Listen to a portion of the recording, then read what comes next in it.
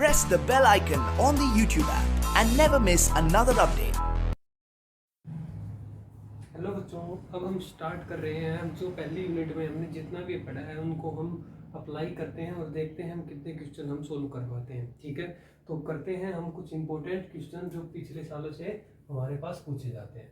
ठीक है, तो एमसीक्यूज क्वेश्चन है, ये एक तरीके से टेस्ट रहेगा, तो आप अपने इसको साथ में करते हैं। तो जैसे हमारा जो पहला क्वेश्चन है वो हमारे पास दिया हुआ है कि हमको बोला गया है two charge repel each other. Two charges हैं जो रिपेल करते हैं each other with a force of 100 newton. With force 100 Newton.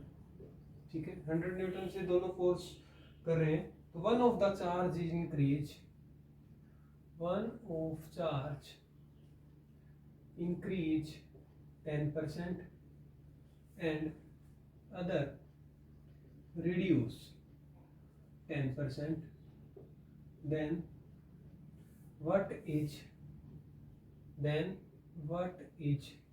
New force? तो जो हमारे पास जो नया फोर्स आएगा वो कितना रहेगा वो हमें निकालना है। हमारे पास ऑप्शन दिए हुए हैं। ऑप्शन है 100, 99, 120 और 3600। ये हमें अप्लाई करना है, बताना है कौन सा हमारा सही रहेगा।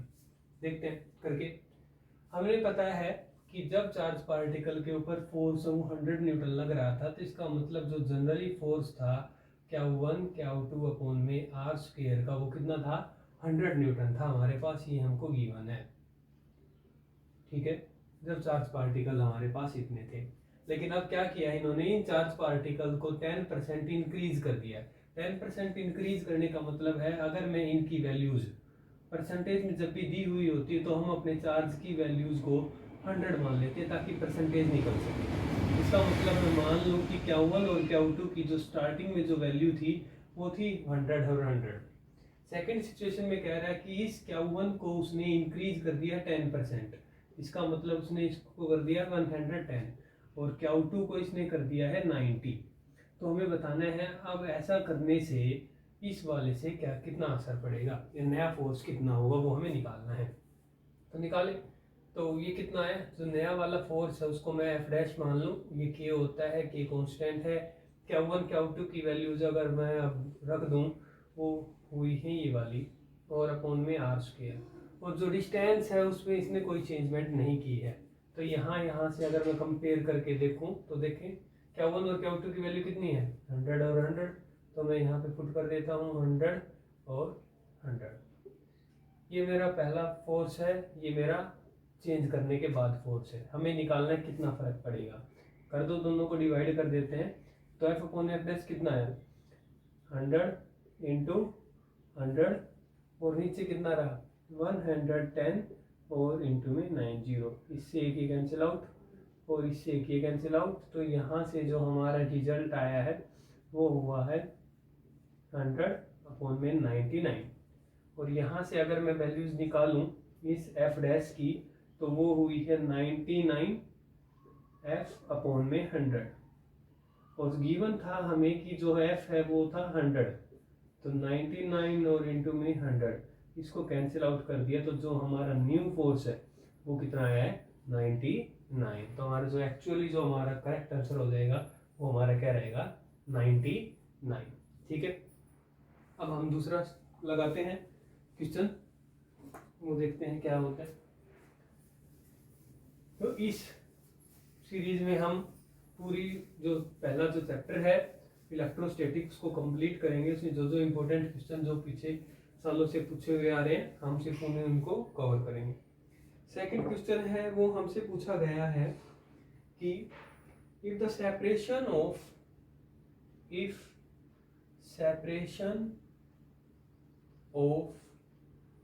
plates of parallel plate capacitor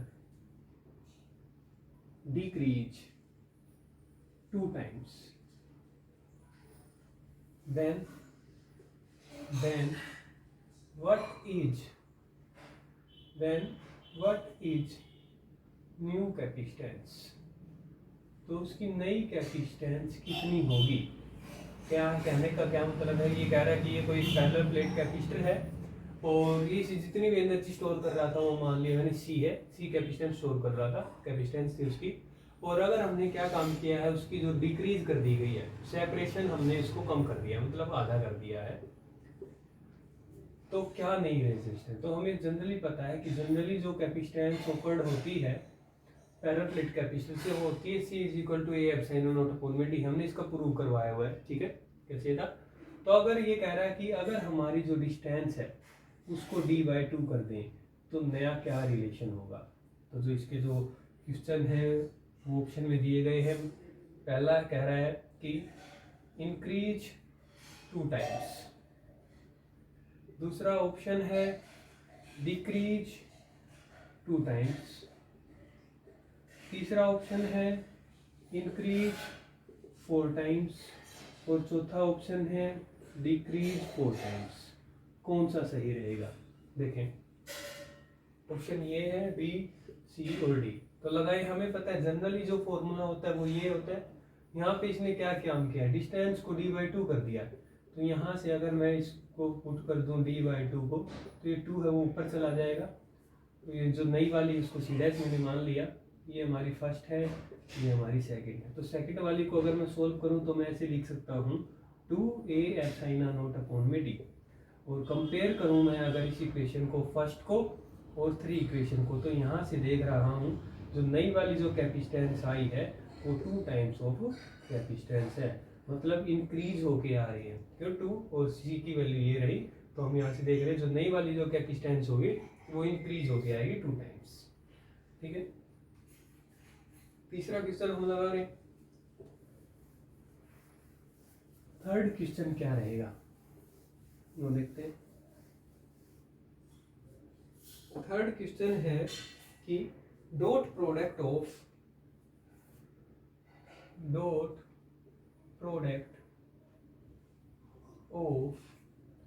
electric field and area vector is called.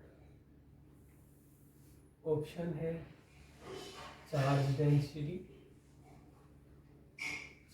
Density, option B है इलेक्ट्रिक फ्लक्स,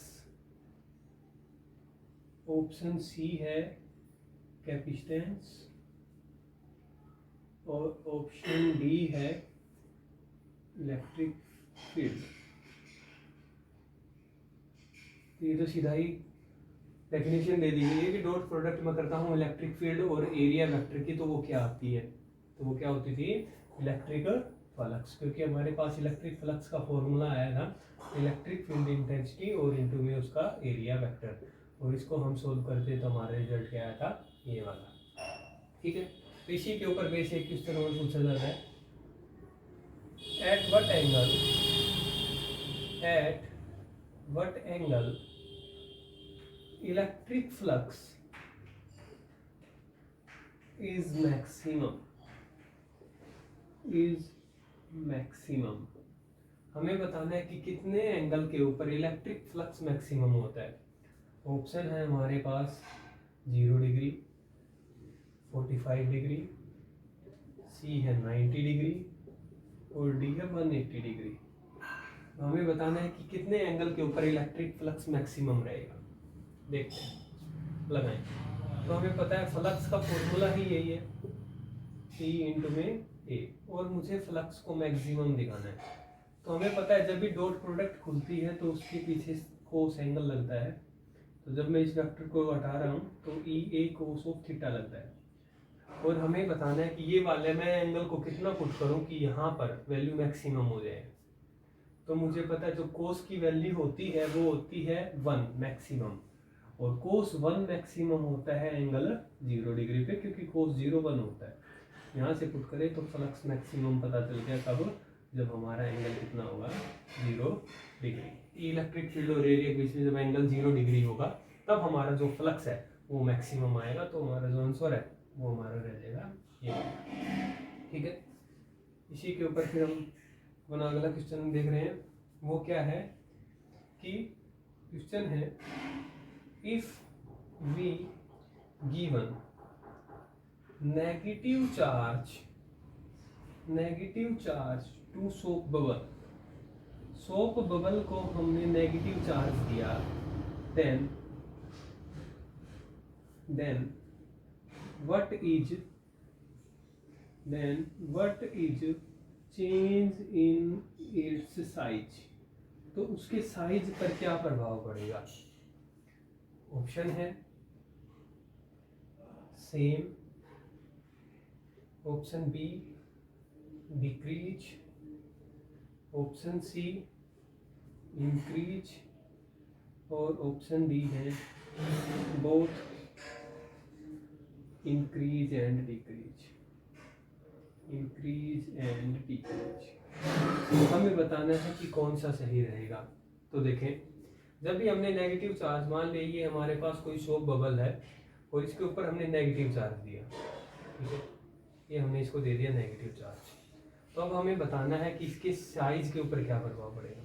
तो हमें कूलम्ब्स लॉ के अकॉर्डिंग पता है कि जो भी नेगेटिव चार्ज जब सेम चार्ज होते हैं तो वो एक दूसरे को क्या करते हैं, रिपेल करते हैं, और रिपेल करेंगे तो जाहिर सी बात है जो साइज है वो हमारा क्या हो जाएगा, इंक्रीज हो जाएगा, कुछ ना कुछ हमारा बढ़ जाएगा। तो हमारा जो आंसर आएगा वो क्या होगा, इंक्रीज। क्यों? क्योंकि हम कह सकते हैं कि जो सेम चार्ज होते हैं वो एक दूसरे को रिपेल करते हैं, जिसकी वजह से इसका जो साइज है वो हमारा इंक्रीज हो जाता है। ठीक है, अगला करते हैं हम।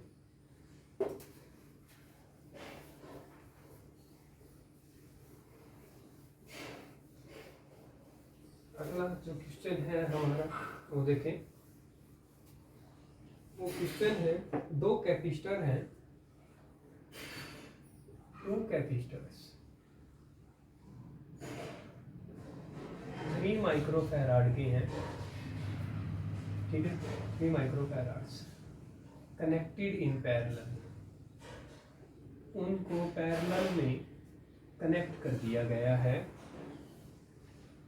With 15 volt, with 15 volt battery, 15 volt की बैटरी के साथ उसको कनेक्ट कर दिया गया है। आगे क्या कह रहे हैं, आगे कह रहे हैं so charge store by each capacitor कितना होगा। So charge store by each capacitor will be, कितना होगा ये हमें निकालना है। ऑप्शन अगर हम दे तो ऑप्शन है 90, 45, 30 या फिर 60 डिग्री नहीं है, वोल्टेज है। चार्ज हमें बताना है कूलम्ब में, तो चार्ज कितना रहेगा वो हमें निकालना है। ठीक है, तो देखो स्टार्टिंग करते हैं। 2 कैपेसिटर हैं पैरेलल में, उनको लगा दिया गया है, पैरेलल में लगा दिया गया है, जाहिर सी बात इनको ऐसे कनेक्ट कर दिया है, और 15 वोल्ट की बैटरी इनके साथ लगा दी है, ये लगा दी गई है 15 वोल्ट, और ये दोनों चार्ज हैं 3 माइक्रोफैराड के, दोनों के दोनों 3 माइक्रोफैराड। हमने पढ़ा है कि जब भी कैपेसिटर को पैरेलली अरेंज किया जाता है तो डायरेक्टली कनेक्ट हो जाते हैं, तो यहाँ से जो टोटल कैपेसिटेंस वो कितनी आएगी, जो टोटल कैपेसिटेंस होगी वो कितनी होगी, 3 + 3 = 6, और जो बैटरी है वो कितनी है, वोल्टेज आपको गिवन है वो कितनी दे रखी है, 15 वोल्ट। तो हमें क्या निकालना, हमें निकालना है चार्ज कितना होगा। तो हमें फॉर्मूला पता है C = Q/V होता है, और यहाँ से मैं निकाल लूँ तो Q = C × V।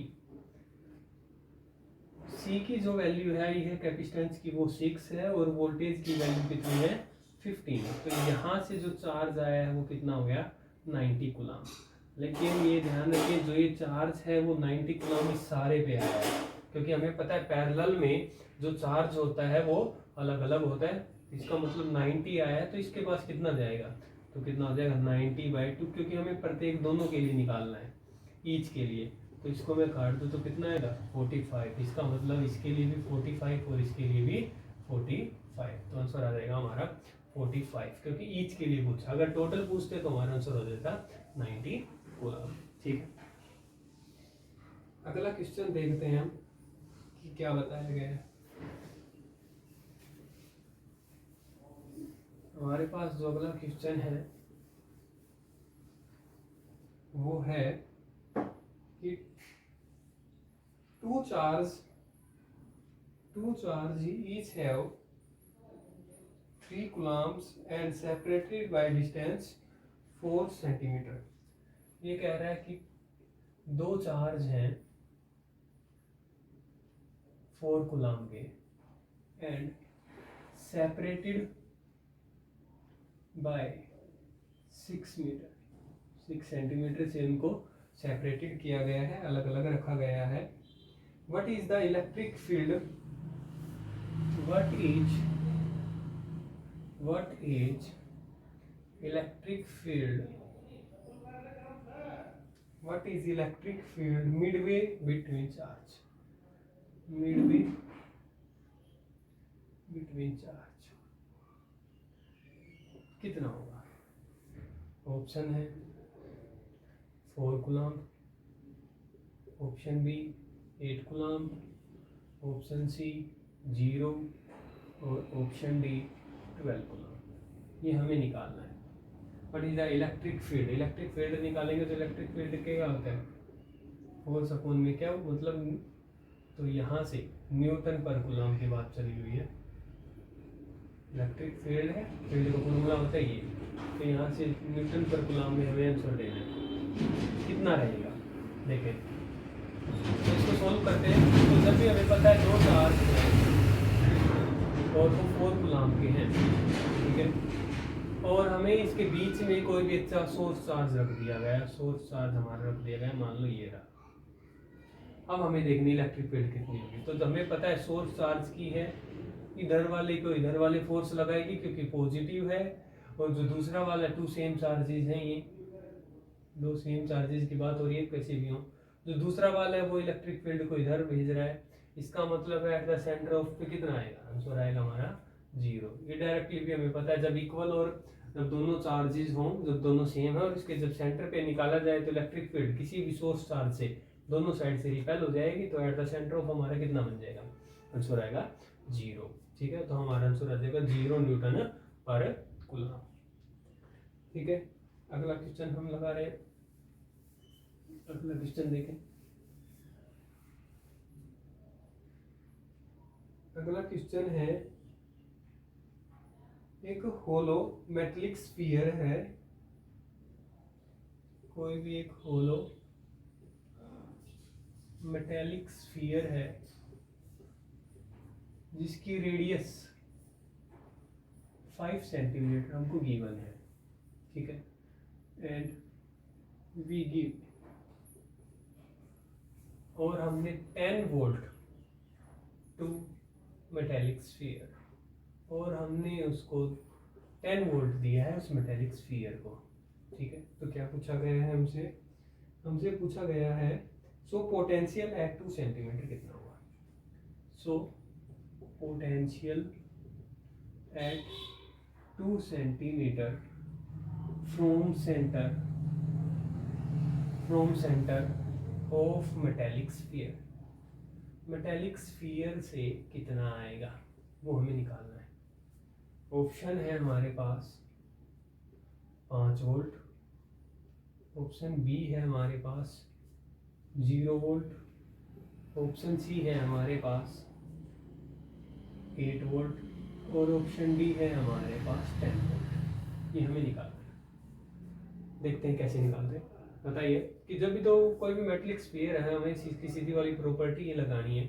कोई भी एक मेटेलिक स्फीयर है जिसकी रेडियस दे रखी है हमको 5 सेंटीमीटर की, ठीक है, और हमने इसको 10 वोल्ट का दिया होगा पोटेंशियल है इसके ऊपर 10 वोल्ट का। सो पोटेंशियल एट 2 सेंटीमीटर पे कितना रहेगा? जब हमें पता है कि जब हमें पोटेंशियल किसी भी पूरे सरफेस पे मैं लगा देता हूँ तो जाहिर सी बात है वो हर जगह पे जो पोटेंशियल है वो उसका सेम रहता है, पोटेंशियल सेम रहेगा।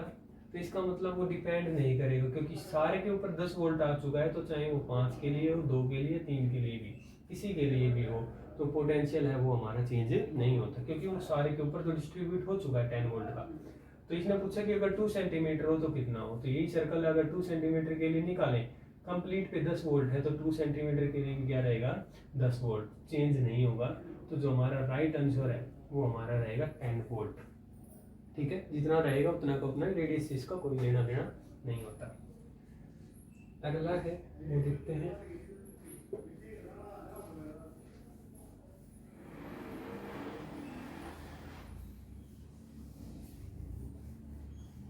अगला क्वेश्चन है वो है 2 charges each, two balls have charge +2 q and -q separately some distance,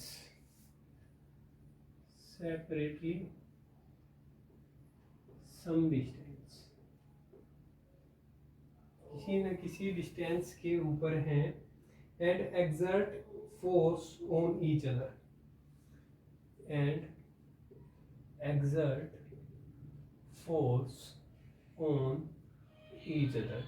और दोनों एक दूसरे के ऊपर है वो फोर्स लगा रहे हैं। ठीक है, then joining by wire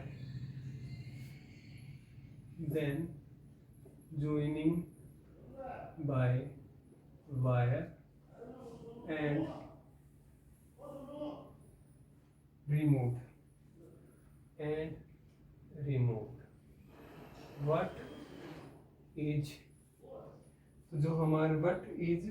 new force, तो हमारा जो नया फोर्स है वो हमारा कितना होगा।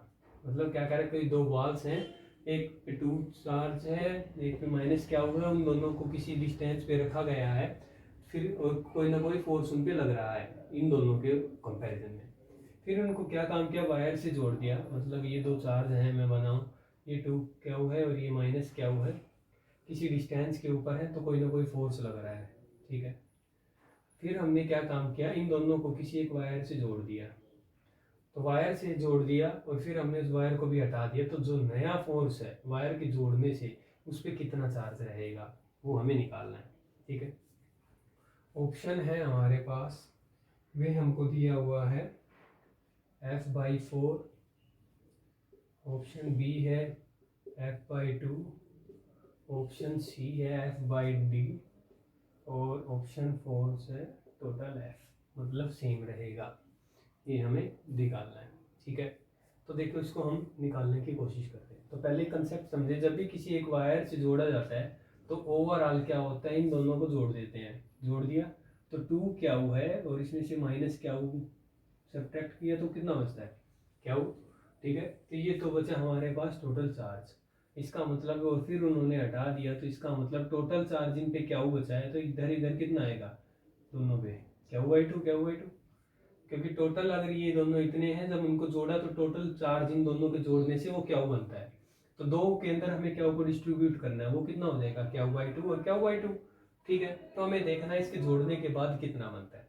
तो देखते हैं, जो हमारा जो स्टार्टिंग था वो कितना था, 2 क्या इंटू क्या अपॉन में के कुलाम्स वाला लगाया और अपॉन में r²। जब r को कोई चेंजमेंट ही नहीं कर रहा, उसके बारे में कुछ बता नहीं रहा है, तो इसको आप बाद में काट भी सकते हो या शुरू में ही काट सकते हो। सिर्फ दूसरी वाली सिचुएशन है, उसमें क्या चेंजमेंट किया है, जो चार्ज है वो बना दिए हैं क्या हुआ 2 जो नया फोर्स है उसको F' मान लूँ और r² है। दोनों को डिवाइड कर लेते हैं क्योंकि हमें नया फोर्स जानना है, डिवाइड कर दिया तो ये सारा कैंसिल आउट हो, इससे ये खत्म, इससे ये कैंसिल। इधर से देखते हैं कितना आया, 2 क्या और नीचे इधर से कितना बचता है क्या हुआ 2, ये रहा क्या हुआ 2 और क्या हुआ 2। अगर मैं इसको ऐसे लिख दूँ क्या हुआ 2 इंटू में क्या हुआ 2। ठीक है, कर दें ऐसा, देख रहे हैं क्या उससे क्या खत्म और इधर से ये वाला कैंसिल आउट, तो कितना हो गया F अपॉन में F' और ये हो गया 2 अपॉन में F2 अपॉन में और 2 सारा ये कंप्लीट ऊपर गया 2 2 2 2। तो इसका वैल्यू कितनी आई है, जो हमारा F' है 8 हो गया और इज इक्वल टू एफ हो गया, और हमें नया एफ डैश निकालना था, वो कितना हो गया एफ बाई 8। इसका मतलब जो भी फोर्स लग रहा था उसका क्या आ गया 8 टाइम्स हमारा डिक्रीज हुआ। कैसे किया है, दोनों को डिवाइड कर दिए, कैंसिल आउट हो रहे हैं, ये 2 है, ये 2 ऊपर चले जाएंगे, तो 2 2 2 दूनी 4 और 4 दूनी 8, और इसको सोल्व किया तो कितना आया एफ बाई 8। तो हमारा जो आंसर है वो हमारा क्या बन जाएगा एफ बाई 8। ठीक है, तो ये हमने कुछ क्वेश्चन किए हैं, कल हम फिर से दोबारा अपनी नई सीरीज चलेंगे, उसमें कुछ और एक्स्ट्रा क्वेश्चन होंगे, तो आप इनको ट्राई करें। ठीक है, और अगर आपको कोई डाउट रहता है तो वो कमेंट सेक्शन में कमेंट करें। ठीक है।